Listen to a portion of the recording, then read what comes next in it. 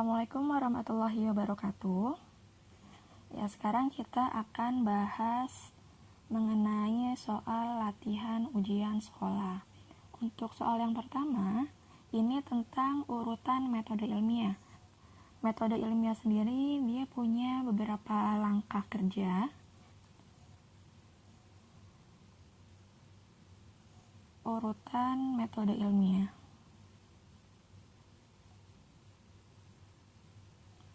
Yang pertama adalah merumuskan masalah.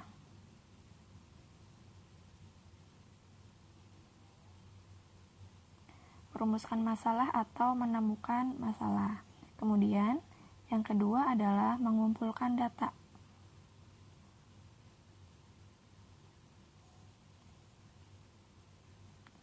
Mengumpulkan data atau mengumpulkan kajian teori.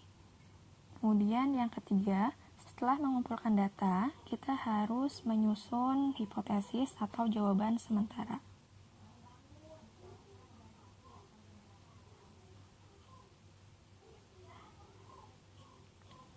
Kemudian yang keempat, melakukan percobaan atau melakukan eksperimen.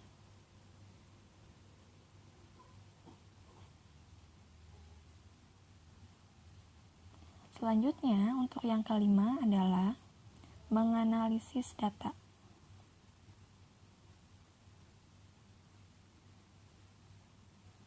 Yang keenam, menarik kesimpulan.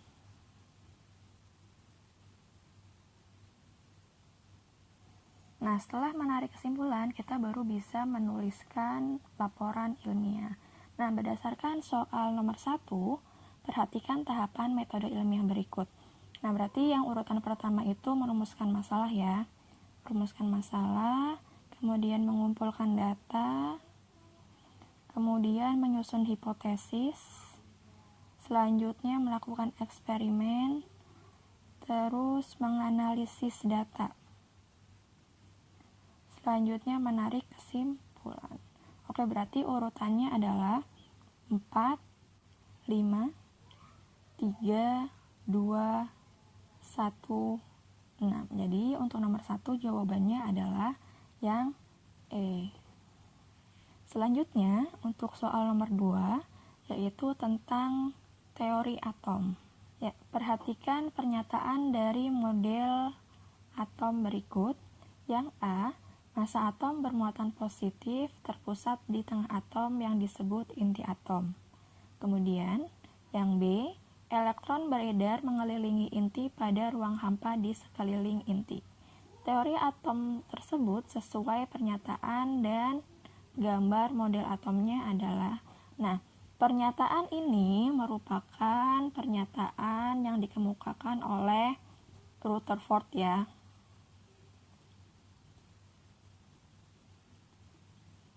Nah, sekarang kita coba cek ya. Untuk yang A itu model atom Dalton, yang B Thomson, kemudian yang C itu Rutherford. Jadi jawabannya untuk nomor 2 adalah yang C, Rutherford. Nah, sekarang Ibu jelaskan tentang teori Dalton. Dalton ini membuat model atom berupa bola pejal. Dalton mengemukakan bahwa atom adalah partikel terkecil dari materi yang tidak dapat dibagi lagi. Kemudian, atom-atom unsur yang sama mempunyai massa yang sama. Kemudian untuk yang model J.J. Thomson ini mengemukakan model atom roti-kismis. Nah, J.J. Thomson ini dia menjelaskan bahwa atom itu berbentuk bola pejal yang bermuatan positif dan terdapat elektron yang tersebar merata seperti roti kismis. Nah, sekarang yang D itu adalah model atom Niels Bohr. Nah, Niels Bohr ini dia mengemukakan model atom seperti tata surya. Elektron yang mengelilingi inti atom, ini elektron, ini inti atom. Jadi, elektron mengelilingi inti atom itu dalam keadaan stasioner atau dalam orbitnya masing-masing. Jadi elektron ini punya lintasannya masing-masing. Nah, lintasan elektron ini menyatakan tingkat energinya. Nah, ini sih kan ada yang di dalam kulit dalam kan, kulit dalam, kulit luar. Nah, elektron dapat berpindah dari satu lintasan ke lintasan lain dengan menyerap atau memancarkan energi. Kemudian yang E ini model atau modern atau mekanika kuantum. Jadi, dalam teori mekanika kuantum atau teori atom modern ini, keberadaan elektron dalam atom tidak dapat ditentukan dengan pasti.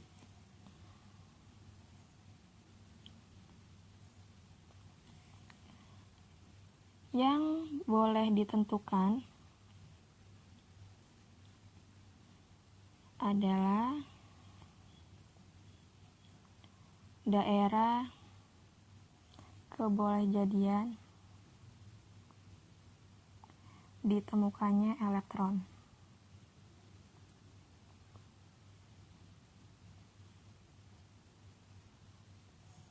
Nah, yang disebut sebagai orbital. Ya, selanjutnya untuk soal nomor 3. Di kisi-kisi disebutkan tentang unsur transisi dan unsur golongan utama. Jadi di sini Ibu menyediakan unsur golongan transisi atau golongan B dan unsur golongan utama atau golongan A. Nah, untuk unsur golongan transisi, cirinya dia punya nomor atom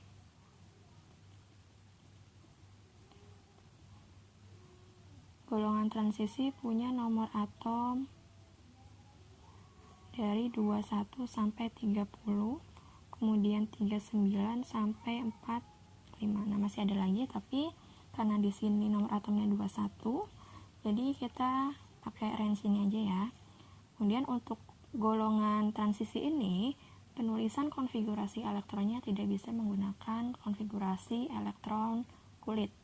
Beda kalau misalkan penulisan konfigurasi elektron pada golongan utama. Kalau golongan utama kita bisa menuliskan konfigurasi elektronnya menggunakan konfigurasi elektron kulit, sedangkan untuk golongan transisi ini kita menggunakan konfigurasi elektron subkulit. Nah, konfigurasi elektron subkulit itu seperti ini.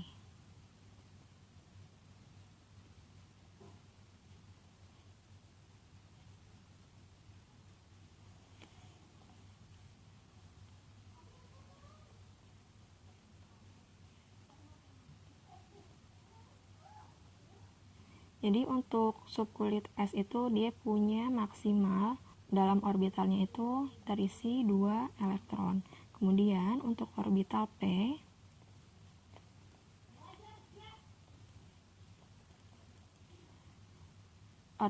untuk orbital P elektron maksimal yang bisa terisi dalam orbital P itu adalah 6. Untuk orbital D maksimal terisi 10 elektron dalam setiap orbitalnya.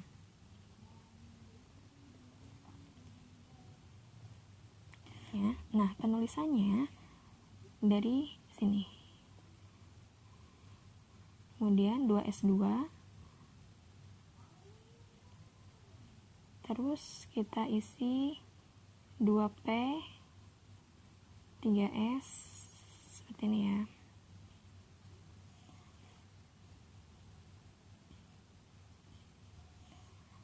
Nah, seperti ini. Nah, sekarang kita tentukan konfigurasi elektron untuk atom yang mempunyai nomor atom 21. Karena 21 berarti dia masuk ke golongan transisi ya. Sekarang kita tuliskan konfigurasi elektronnya. X dengan nomor atom 21, konfigurasi elektronnya adalah 1s2, 2s2, 2p6, 3s2, 3p6, 4s2. Sekarang kita lihat jumlah elektronnya ya. 2 tambah 2 tambah 6, 10, 12, 18, 20, kurang 1 ya. Kan di sini mintanya 21, berarti setelah 3p6, 4s2, 3D 10, karena kita butuh 1 elektron lagi, berarti 3D-nya 3D 1. Nah, kita lihat nih yang paling akhir itu adalah kulit S. Kulit S itu punya nomor kulit yang terbesar. Berarti dari sini. Nah, untuk menentukan periode golongan transisi, kita cari kulit terbesarnya. Nah, sini kan ada 4 sama 3. Yang paling besar kan 4. Jadi, 4 ini adalah periodenya. Sedangkan jumlah elektron valensinya itu adalah golongan. Di sini ada elektron 2, di sini ada elektron 1. Maka golongannya kita bisa ini jumlahkan. Berarti untuk unsur X dengan nomor atom 21, dia masuk ke dalam golongan 3A. 3B. Karena ini terakhir kulit D ya. Kalau misalkan dia udah masuk ke subkulit D, berarti dia masuk ke dalam unsur golongan transisi atau unsur golongan B. Jadi untuk unsur X dia punya golongan 3B dan periode 4.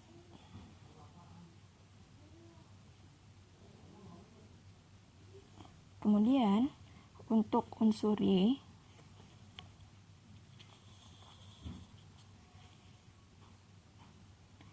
yang punya nomor atom 13, kita bisa menuliskan konfigurasi elektronnya menggunakan konfigurasi elektron kulit ya, karena Y ini termasuk ke dalam golongan utama. Jadi kita tuliskan konfigurasi elektronnya 2, 8, 3. Nah, 3 ini menunjukkan golongan. Berarti unsur Y itu masuk ke dalam golongan 3A. Dan jumlah kulitnya ada 3, 1, 2, 3. Berarti untuk unsur Y13 dia mempunyai periode, dia berada pada periode 3. Sekarang kita cek opsinya. Untuk golongan X itu ada di periode 4, golongan 3B. Unsur X ada di golongan 3B dan periode 4, sedangkan unsur Y itu ada di golongan 3A dan periode 3. Jadi jawabannya yang paling tepat adalah yang B.